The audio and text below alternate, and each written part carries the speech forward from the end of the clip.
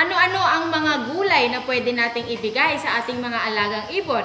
Yan ang ating pag-uusapan after ng intro.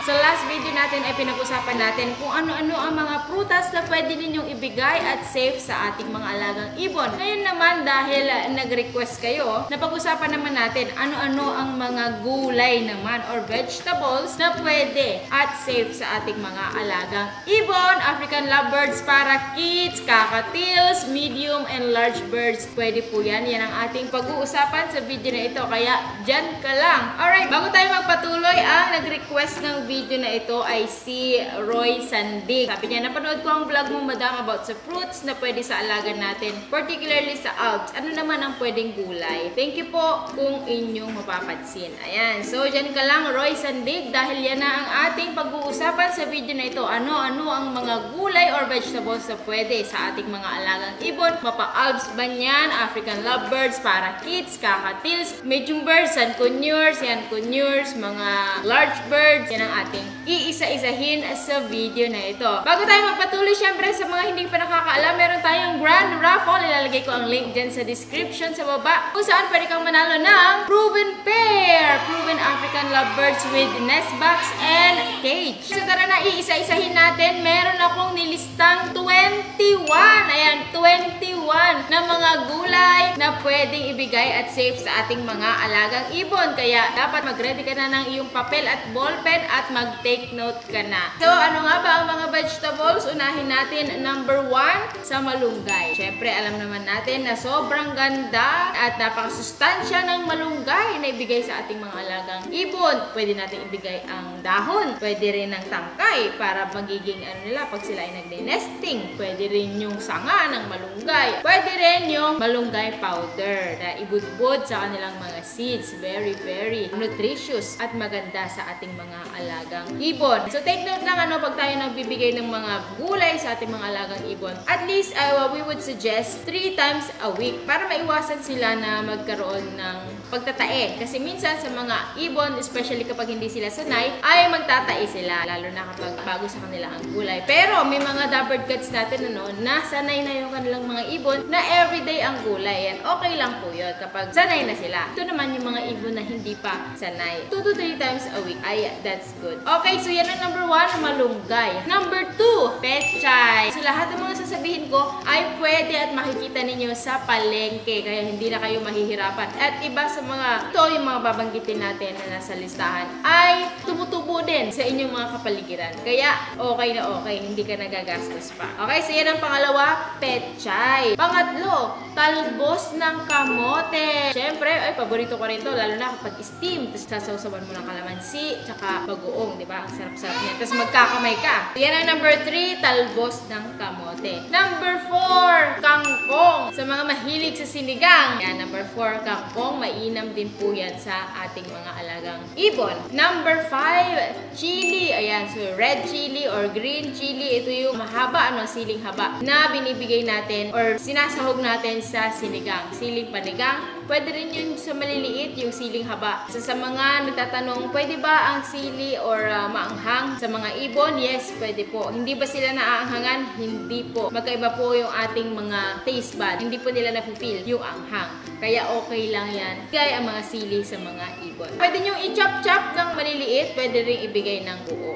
Okay? Next ay carrots. Very masustansya rin ito. Binibigay namin siya steam ng konti or pwede nyo rin ibigay ng hilaw. Make sure syempre na hugasan ninyo maigi para mawala yung mga chemicals or kung ano man mga dumi sa gulay. Next ay kalabasa. Ito rin, napakaganda. Rich in vitamin A.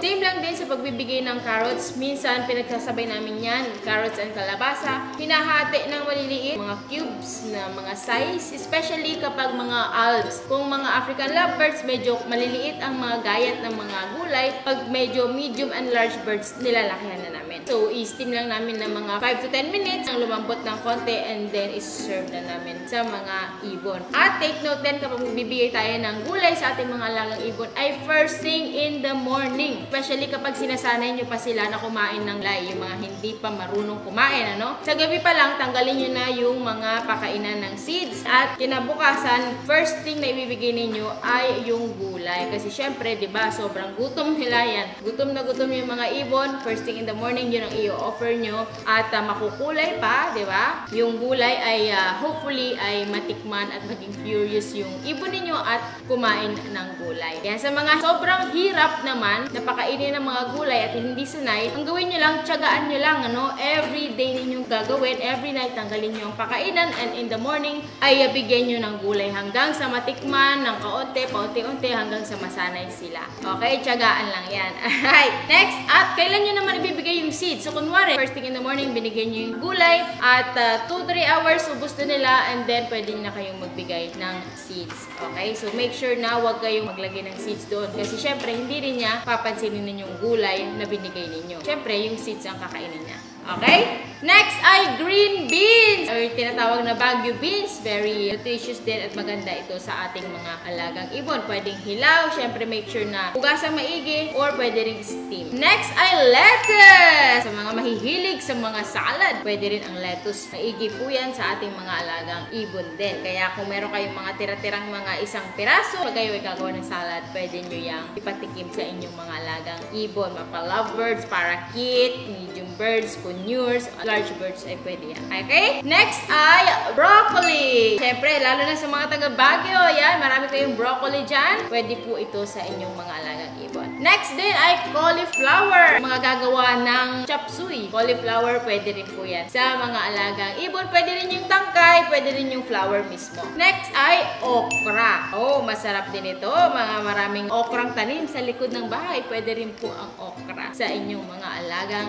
ibon. Next ay beet. Sa mga hindi nakakalam kung ano yung beet, ito yung red. Red siya sa loob. It's a root crop. Okay? So, very, very nutritious to sa ating mga tao. Ganon din sa ating mga alagang ibon. Pwede rin siyang hilaw, hati-hatiin ng kaunti, or maliliit. Pwede rin siyang i-steam. Okay? Next ay repolyo. Sa mga maglalaga dyan, pwede po ang repolyo sa inyong mga alagang ibon. So, repolyo ang next. Next on our list is bell pepper. So, sa mga bell pepper, meron tayong green, meron tayong orange, meron tayong red, meron tayong yellow. Pwede po lahat yan sa ating mga alagang ibon. Okay? Next ay radish. Mga magsisinigang din, pwede rin po yan sa mga ibon, yung radish. Next on the list, it's a herb, is cilantro. Sa mga gagawa ng mga salad dyan, nalilalagyan ng mga herbs, pwede rin po yung cilantro sa kanila. Maigi din po yan. Next, herb din to, pwede rin po ang parsley. So, pwede rin po ang parsley sa ating mga alagang ibon. Next on the list ay, meron din yan kapag kayo ay maraming kawayan yan sa inyong mga lugar.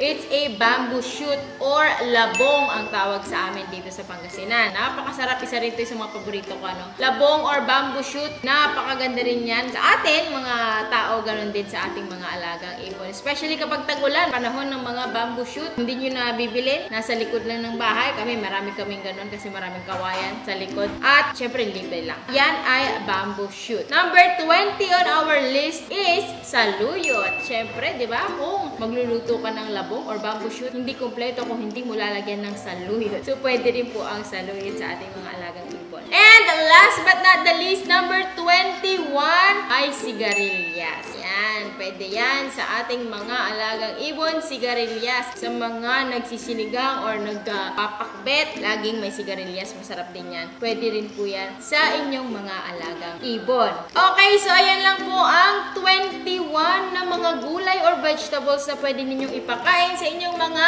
African lovebirds, parakeet, conures, medium birds, large birds, at kahit na anong birds pa. Okay, so sana ay meron kayong natutunan sa dami ng mga binigay ko sa inyong mga gulay ay meron at meron kayo dyan sa inyong mga kapaligiran, or kapag kayo ay namalengke, meron din yan, at sigurado meron na rin kayo dyan sa inyong mga fridge. Okay? So ayun lang ang aking masasabi, mga tips again kapag kayo ay magbibigay ng gulay, lalo na kapag hindi pa sanay yung inyong mga ibon, ay 3 times a week ang pagbibigay, and ibigay nyo ang gulay first thing in the morning, yung gutom pa sila. And make sure na tanggalin nyo yung kanilang mga pakainan, yung mga seeds, gabi pa lang. At huwag nyo pagsasabayin na ibigay yung gulay at seeds. After nyo maibigay yung gulay first thing in the morning, after 2 to 3 hours, pag ubos na yung gulay or hindi, ay tanggalin nyo na siya and palitan nyo na, mag-offer na kayo ng seeds.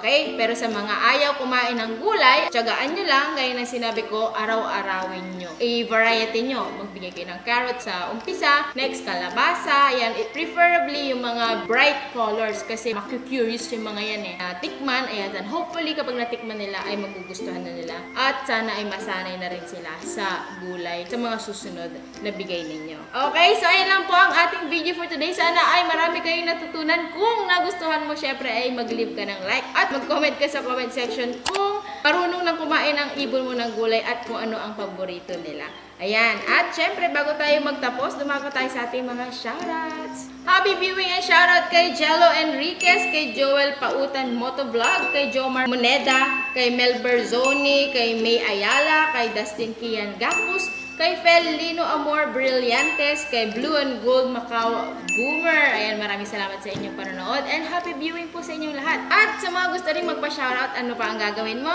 Ay mag-comment ka lang sa comment section. Ayan lang ang ating video for today. Maraming salamat sa pagsama mo sa akin. This is Mrs. Munting Ibonan, nagsasabing ang buhay ay parang ibon-ibon lang. Catch you again next time only here sa Munting Ibonan. Sa mga hindi pa nagsasubscribe pala sa ating new channel, Munting Kennel, click the subscribe button para makasali kayo. Meron po tayo doong weekly and monthly giveaway. And again, sa mga hindi pa nakaka-join sa ating grand raffle, link sa my description.